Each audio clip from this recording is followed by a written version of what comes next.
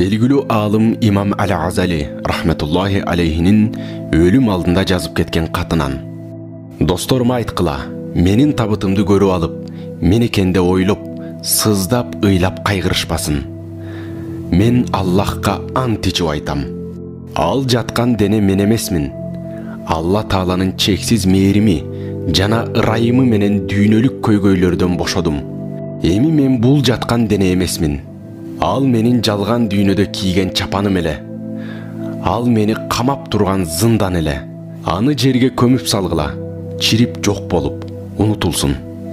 Мен азыр эркинмин. Мен азыр рухмун. Буга чейин өлүү болсом, азыр мен тирүүмүн. Мен эми жалган дүйнөдөн чыныгы дүйнөгө көчтүм. Мени азаттыкка кое бергиле. Алла Таалага чексиз шүгүрлөрдү айткыла. Мен эми пайгамбарлар, алымдар мененмин.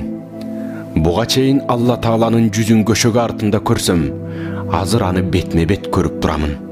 Мен жолумду басып өттүм, силер артымда калдыңар. Өлүмдөн коркпогула. Өлүм бул жалган жашоодон чыныгы жашоого өткөрүп коюучу көпөрө. Алла Тааланын мээрими, сүйүүсү чексиз экенин унутпагыла.